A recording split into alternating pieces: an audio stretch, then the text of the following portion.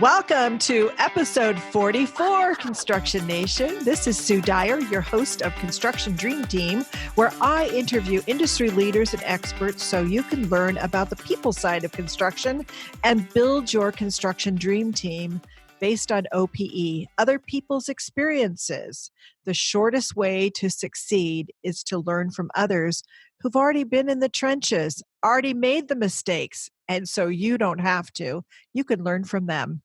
And we have a really great episode today. I'm so excited to have one of my favorite people in the world with me today, Mark Breslin.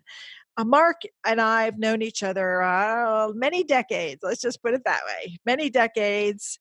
And Mark is the executive director of the United Contractors Association. And he's also an author, a speaker, and the CEO and influencer in really business in North America. He's spent decades advising CEOs and senior leaders in business, government, labor, and nonprofit arenas in both the US and Canada. He's a top-rated public speaker and strategist, and he's spoken live to more than 350,000 people. That's a few. His best-selling books have sold hundreds of thousands of copies and improved leadership accountability, profitability, innovation, and engagement for organizations and individuals. And I think that Mark has such a unique voice that I think I wanted everyone to have a chance to get to know Mark a little bit and understand that he has a perspective that maybe no one else in the world does, in that he has been working with the labor unions at the highest levels for about 30 years.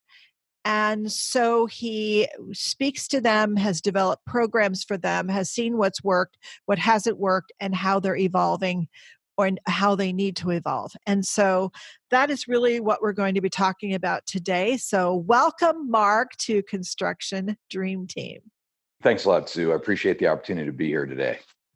So tell me what you see is happening within the labor unions around the U.S., particularly the construction crafts, at this point in time. Well, as everyone's well aware, we're undergoing a significant manpower shortage in all areas of North America. With the retirement of the baby boomers, with construction still not being a destination career for a lot of young people, the unions are scrambling to both recruit and onboard people at a rate that they've never had to before. In addition, because of the 2008 recession, the pipeline was empty for a lot of years. So there's a lot of people working super hard on the labor side to try to do the best they can to bring these people in and to also increase their market share at the same time. And that's a tall order for organizations that have finite capacities and not always the best geographic coverage. So if you are a union contractor, what can they do? What can we do to help or to assure that we have the workforce we need, despite the fact that there's nobody sitting on the bench? I think traditionally a lot of union affiliated contractors just put it all on the union. They want to make a phone call and send me someone who's qualified, send me someone who's ready to go right out of the box. And that apathy or that disinterest over many years became sort of a polarizing element between labor and management. You know, the union contractor would say, well, how come I'm paying a higher premium and they can't send me somebody? I think that now they're going to have to look at this as a partnership, and the contractors are going to have to get way more involved in direct recruiting. I think most people want to know, who am I going to go to work for, not what union am I going to affiliate with. And so the contractors need to be more front and center in terms of putting themselves in a position to be a great career choice in a destination workplace. So that sounds like the contractors need a paradigm shift, but it also sounds to me like the value proposition for the unions may need to change, or in some way we need to see, the contractors have to see the value that they're bringing to the table. So what do you think about that? I think you're right on it. I don't think young people today are interested in a legacy career. You can't go to young people today and tell them, hey, we got this great 30-year career and you're going to get a pension and a gold watch, and everything's going to be beautiful in your world. Average young people change jobs 7 times over the course of their career. So what they want to see is, they want to see, what's my potential for advancement? What are you going to do to grow me? What are you going to do for career path planning? And that's the paradigm shift, is that these jobs traditionally were legacy jobs. You want to be a fitter, you want to be an iron worker, you want to be a carpenter, you want to be a sheet metal worker, you want to be, well, what we're going to do is we're going to give you a great job, and now you can do that for 30 years, and then we're going to take care on the back end. If you're 25 years old in a dynamic world like right now, they're not interested in that. They want to know, what are you going to do to improve me? And I think that the construction industry is doing a terrible job at that, and has to exponentially improve that, unless they just want a lot of cast-offs who end up entering the trade. So if you were in charge, what would you do? I would wave my magic wand. I would put on my emperor's hat. What would I do? All right, I'm in charge of $1 billion construction company. So what I would do is I would put together a learning and development department, and I would fund it aggressively. I would be looking at that as a supplement to what, and that would be union or non-union, is to simply say, this is now a priority, and it's people, not projects. Contractors don't bat an eye spending millions of dollars on equipment, but they look at the people investment as overhead, and they need to reverse that immediately. On the union side, I think that they're going to have to go to, I'm not sure that a 5-year, 6-year apprenticeship fits everybody. I'm not sure that you can bring in good people at some of the wages that are offered for starting apprentices. I think that you have to tell a different story about upward mobility. Apprentice, journeyman, foreman, general foreman, superintendent, project manager, area manager. You got to paint a picture of what that looks like if you want to get really good candidates. And then both parties need to do a hell of a lot better job at communicating the industry, because if you talk to parents, teachers, school counselors, and all kinds of other people, they'll tell you, oh, no, you don't want to work in construction. That's a dead end, which is an idiotic statement considering the unbelievable opportunities that are in this business. So there's a lot of upside. I mean, it pisses me off that we're not doing these things. We're sort of getting dragged to it, but they say never waste a good crisis. So this workforce shortage is compelling us to be much more innovative and much more focused in our approach. And it's about time. Yeah, we're way behind because the resource requirements are already upon us. And I don't see a lot of people sitting in the apprentice programs waiting to become new employees. So it sounds to me like what I loved about what you said, a couple things, is that it's on all of us, whether you're the contractor or whether or not you're the union. It's on all of us to make this happen. And if we don't do something, we know nothing's going to happen. We've also seen a bunch of research. One of our podcast guests was a woman who's done a lot of research on millennials. And with the millennials, they don't come trained because they haven't had a lot of opportunity in their life. They were everything was sort of handed to them. So they're the requirement for more training and patience is there in order to attract them. And the millennials will also be in power for the next 55 years. So that will mean that we have to have a sea change around the way we address our workforce. What do you think about women in construction? Because I'm seeing an awful lot of data and research that's saying that that's going to be the next wave. What do you think about that? Well, I think we're back to the same challenge of paradigm shift. People say, well, we can't get enough people involved in construction. And it seems to me that we're ignoring 50% of the population in terms of outreach. If I look at an employer or a union or any form of recruitment site, what's the frequency that I see women represented or women invited? We still have a traditional, predominantly male workforce. I think that we still have a lot of sexist and idiotic behaviors on the job site. I don't think that we've evolved at the same rate as the rest of society. And I think that it's time for us to change. That sounds like a tall order and really a great one, because I do think that women will come to construction, but construction will have to be attractive. Just like the young people will come, but it will have to become attractive. And so I know you travel all over the country talking to various groups and especially the union leaders across the country. What do you see is resonating with them as a message, and what do you kind of see as happening? Are there any unique things that are happening that you're going like, wow, this is cool. They're getting their act together? Well, most of my speaking practice now is for larger multi-billion dollar construction companies who are struggling or developing their leader capabilities, and particularly project executive and under.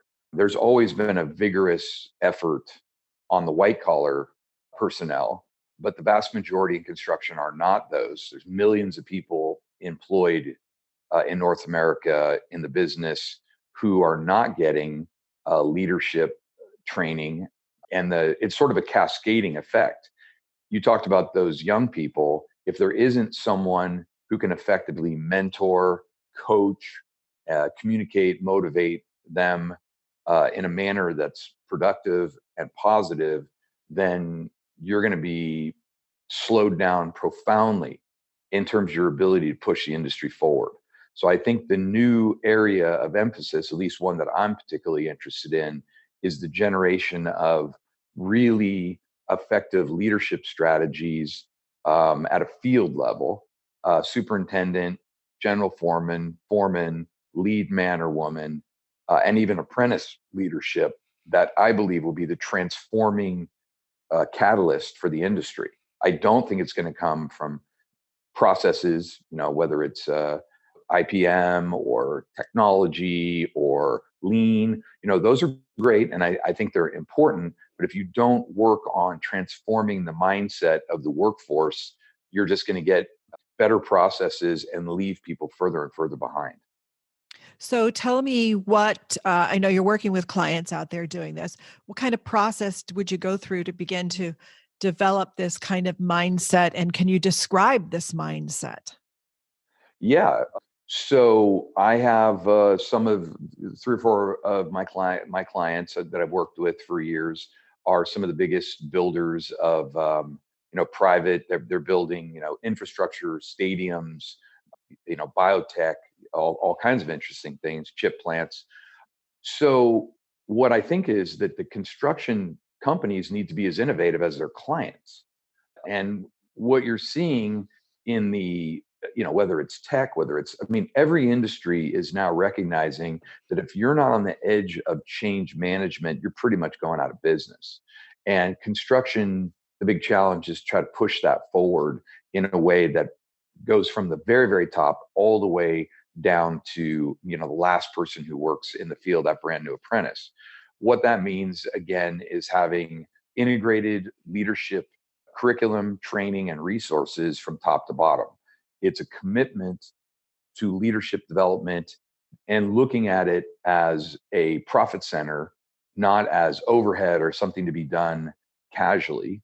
And the mindset needs to move from blue collar to professional. And if there was anything I would underline, it's that is that the people who are building hundreds of millions and billions of dollars worth of work in North America are the field leaders. The CEOs aren't building it.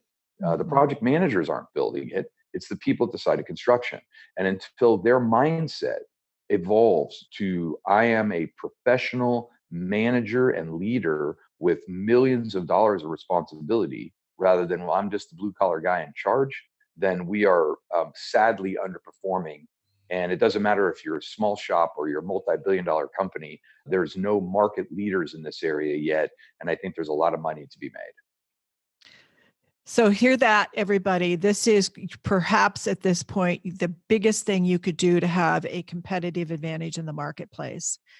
And it won't be easy and it won't just happen overnight, but it could certainly be. Many people are farther along than others. What do you see as the flip side if I'm a union contractor and I'm shifting from blue collar to professional? and I'm still utilizing the union. What is the union bringing to the table? Well, I think that at least I can't generalize all of them. I would say the various construction unions are all at different points of evolution, but I will say that their ability to use their training infrastructure to accelerate development is probably their big edge right now. I don't know that all the unions are doing it in parallel, but it's very, very clear that if there was ever a time for them to promote the value of their training infrastructure, and you have to pay a premium for that. I mean, obviously, there's a significant delta between union total compensation and open shop compensation. So, in my mind, the offset is stability of the workforce, generation of a new workforce, and upgrade of your existing workforce, and that's what I think they bring to the table. Yeah, I think they have a lot of that already in place. It may have to be paradigm shifted a bit, I but think. yeah, yeah, they do have a lot of resources for sure. So, what do you think is going to be happening with the way that we deliver projects and our workforce with some of the new tech? What do you think is going to happen with that? You got any thoughts on that? I think that the dream team, you could probably get people who are much more qualified than me. I think the biggest revolution that's going to occur here in the next 5 years, 10 years is going to be prefabrication. I don't know if that's considered tech, but I can certainly expect that modularization, a factory type of environment, and then combining that with BIM and other technological approaches to really eliminate a lot of the old model will be pretty revolutionary. I think it'll reduce labor costs. I think it's just going to change, how we do work. I mean, I don't know if you've seen that YouTube Mhm. video of the Chinese hotel that went up in, I think, 10 days, 24 hours a day. It's just remarkable. So the potential of that is hanging out there from an overall technology standpoint. I'll pass and let another guest probably handle that in more detail. Well, what interests me most is the modularization and the opportunity challenge it might provide for workforce differences because it is a different approach. It is different. So, what are your thoughts on that That opportunities there? the new generation's perfectly positioned for that. That if you take a 50-year-old, highly skilled construction journeyman right now, you probably have a giant differential in their tech adaptability to that new apprentice. So there may be a skills gap, but there's also a technology gap going the other way. So as the industry morphs to a more tech oriented approach, you've got a lot of young people who are going to be perfect for that role, and I think it'll improve the industry exponentially because their adaptability and the resistance to change is super low. So I think those young people, despite maybe not having the best work ethic all the time, and having to be coached up a lot, and a lot of people saying they're a pain in the ass. The other side is they have some significant attributes that I think will work very well in a tech oriented construction industry. Yeah, this sounds like a huge promise. And it will also allow construction to redefine into a more professional role because it is a different job. It's a different way of doing business. Uh-huh. So that's exciting. So I know you also travel all over. What trends are you seeing in construction just as you're traveling around and talking with people? What are you seeing as trends? Oh, well, I see, I think we've really moved past hard dollar bid as the primary way that work is done. I'm fourth generation, and so my family's been in almost 100 years, and I can tell you that it's a very relational business now rather than a hard dollar business. It doesn't mean that the owners and the contractors are getting along a heck of a lot better often. But what I am seeing is that vertically integrated project teams are leading to better outcomes. You, I think that just overall the relational aspects. Now that doesn't mean that I don't see the owners still putting out, crappy plans and communicating poorly and, grinding the contractor with some of their contract provisions. But I do see some fairly significant progress, on that front. Another trend that I see is that this industry was full of people who would travel to do the work, and that trend is coming to an end. Gen X and particularly the millennials are not going to go on the road for 6, 8 months a year and work in various industries. So, for instance, the power industry, the line industry, the petrochemical industry, a lot of industries that require a lot of people to move in and out are going to be really challenged because that trend is evaporating and rapidly. I see the safety culture becoming even tighter. There's an expectation now of zero injuries and accidents, and I see that trend continuing even more strongly. And but I also think that there's other areas of culture change that could be improved upon with the same type of commitment that we're doing with safety. But I wouldn't say that's a trend yet. So those are just a few. That's exciting. I think that the safety one brings to mind that construction is now got the highest suicide rate of any industry. You have any thoughts on what we need to do to help people? Well, I just wrote an article for a magazine called Wellness is Not Weak, and posted it on my LinkedIn and got some very interesting comments on it. We've talked about this being a predominantly male industry. We'll talk about it being kind of a tough guy type of deal. And you combine that with the just general difficulties of working in construction, physical, emotional, social aspects of it. It's not a very empathetic and supportive environment. And, good cross section of this country are people who are struggling. And, you combine suicide, opioid use, and a lot of these others where we're right at the very top. It's really sad and very sort of, eye-opening to realize that we have obligations to our workforce as people.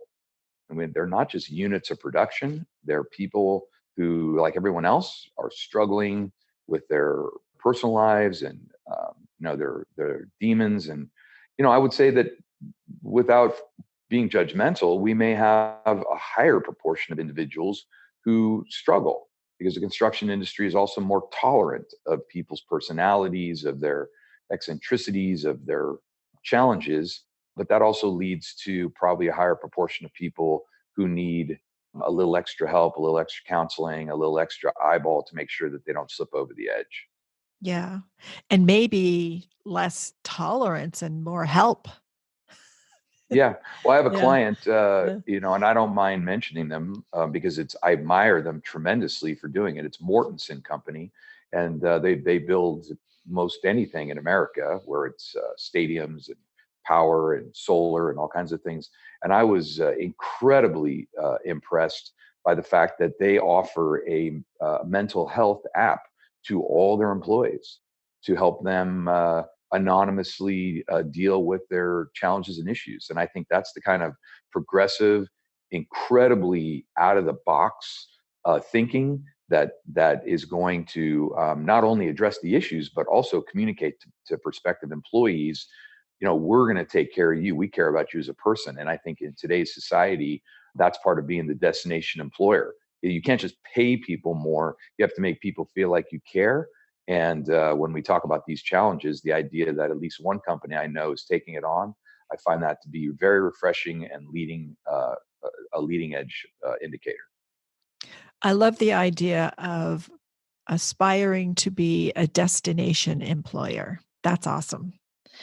So I know that you're switching a little bit on just talking a little bit about you. I know you don't want to, but I like to talk about you. Okay. So you've been leading the largest construction trade association in California you've been there 35 years. Congratulations. Thank you. So what do you think is your strength as a leader? That I've screwed up everything and now I know better. I would say As you are well aware, I became a CEO in my 20s. And so I was given a chance very, very early. For those of the listeners who have read Malcolm Gladwell's Outliers, I got my 10,000 hours of leadership very early. And that has given me the opportunity to reflect well. So I would say, a couple keys to great leadership is self-awareness. You really can't be a great leader if you're not self-aware. And there's only a few ways to do it. You can pursue it voluntarily, or the business world and life will show you. And so you examine how you lead. Your failures are your GPS, and I pay very close attention to mine, and I have some epic ones. So that's probably one. Two is I have learned now that it's not about me. That wasn't always the case. Lots of us as leaders are very driven and self-directed, and we kind of think we know everything. And I have certainly had that disease, and now I defer to my team probably 80%, 90% of the time. Part of that, though, is that you got to spend the time coaching and growing those people so you can give them what they need. And I'm really comfortable and I'm very into it. And then the other one is you got to say what you got to say. I mean, you go talk to 350, 400,000 people. Today's world is it's moving too fast to be shy about what you got to do or say. And a lot of people aren't going to like it. And a lot of people don't want to hear it. And a lot of people are going to be really attached to the status quo. And if you want to be a serious leader, like I have always aspired to be, then you just got to be blunt, not in a way that is off-putting, but if you want to get people to change, you got to stir it up a little bit. And so those are probably the three things I would say that I do well, besides fail often and fail well. That's it.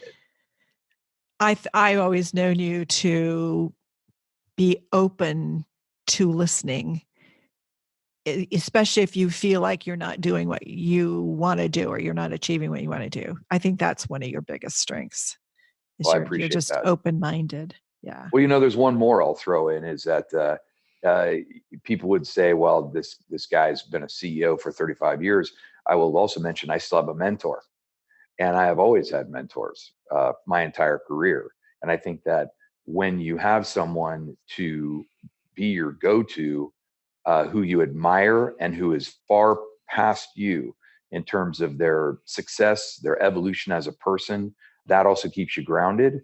And any of the listeners today, I would ask them to honestly say, do they still have a mentor who is helping them from a personal and professional standpoint? Because I think that is an enormous key to advancement and success in the business, and probably in our personal lives. In life, I agree. You can't move and grow if you don't have a close relationship with someone who's already kind of where you want to be, at least in certain aspects.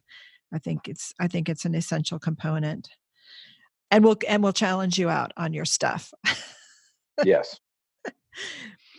So you talked a lot about disasters and failures. So bring one on. What was one of your big disasters and failures? What did you learn from it?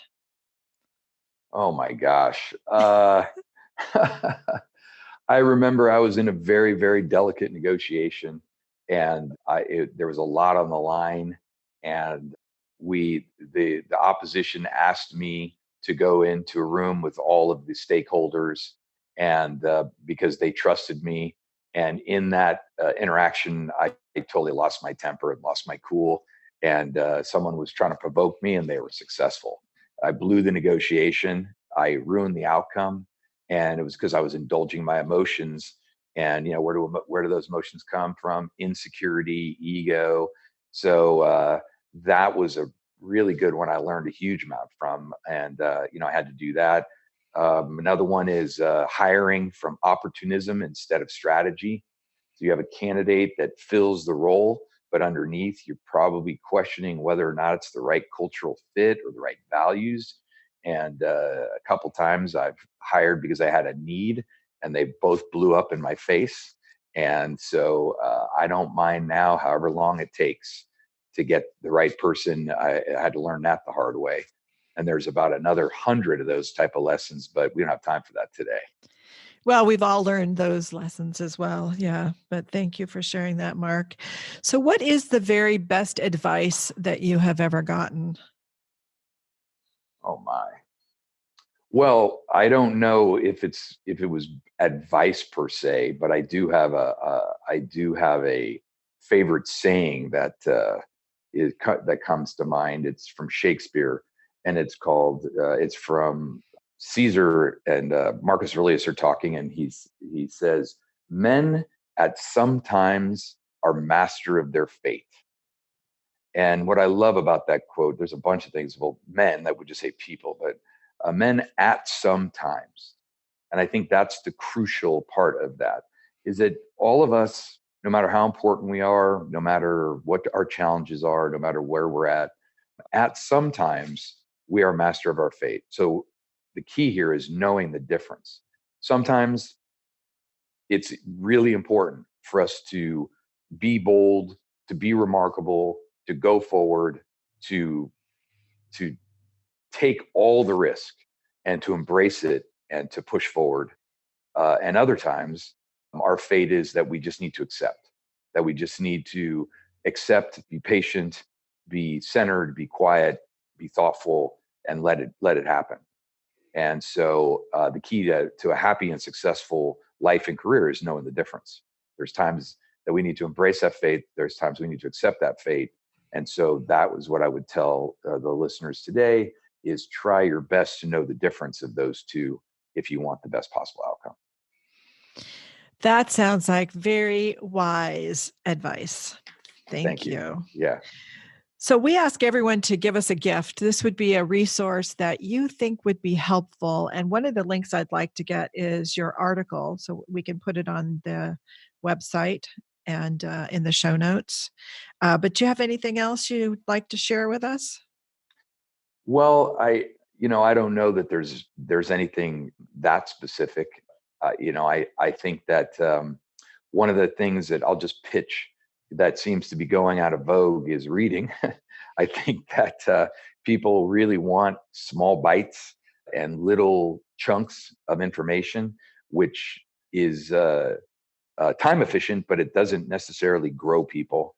So I think that they really might want to think hard about I'm trying to read 40 books this year, and it's a discipline. I just finished a great book, The $1 Trillion Coach, which I recommend.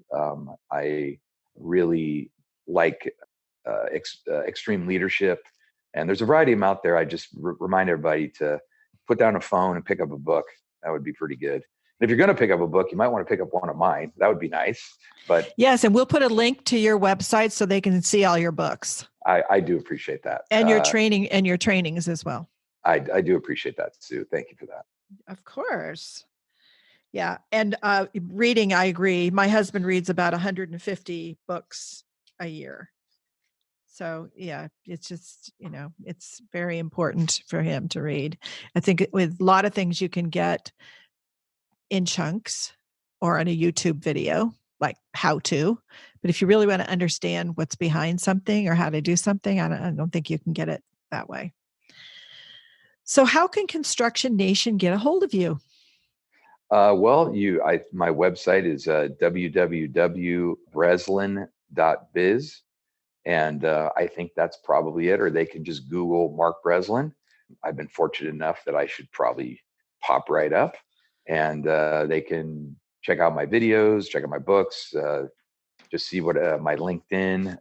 I've got tens of thousands of people who are following me in one form or another. So I must have something reasonable to say. So if people are inclined, that's great. And that's Breslin, BRESLIN.biz. So everybody can get that. So what parting advice do you have for us? Something that we could start doing today or tomorrow to maybe do better at bringing in and leading our teams and training them, getting them ready for what's really upon us already, but we're not ready for. Well, I guess I would, being a CEO, you got to ask questions. And so the best advice I could give people who are in leadership roles anyway is I'll leave you with these three words: ask, comma, don't tell. If you want to generate responses to these challenges that we have, is you have to be incredibly curious and relentless in asking people, so what do we need to do better here? Whether it's recruitment, whether it's retention, whether it's onboarding, whether it's upgrading training, whether it's technology, is constantly asking people over and over and over, well, what do you think? What could be better? What could be faster? What could be smarter? What could be safer? And I think if people are willing to do that, the organic growth that comes from that is profound. And so that's what I'll leave you with today. That's awesome. Well, thank you so much, Mark, for being a guest. Really, really appreciate it. It's a good thing I hired you when you were 25, I think. Yeah. Well, yeah, that's the unspoken story behind it all. Thank you. So everybody out there, please share this episode with everyone on your team. Have them start thinking about what can we do to start bringing our people up, making them professionals, teaching them what they need to do for the next generation of things that's happening. How can we bring in new people? How can we be better? All these questions that Mark have left us to think about. I hope that you will all think about those this week and share them with your entire team. Remember, construction dreams don't just happen. They don't grow on trees either. They are built one step at a time, one person at a time. So remember that we drop every Monday morning at 4 a.m. Pacific Standard Time. So please join me again next week when I will interview another industry leader expert about the people side of construction so you can learn how to build your construction dream team. Thanks, Mark, so much. Thanks a lot, Sue. Take care now. Thanks so much, everyone, for joining us. I'll catch you next time.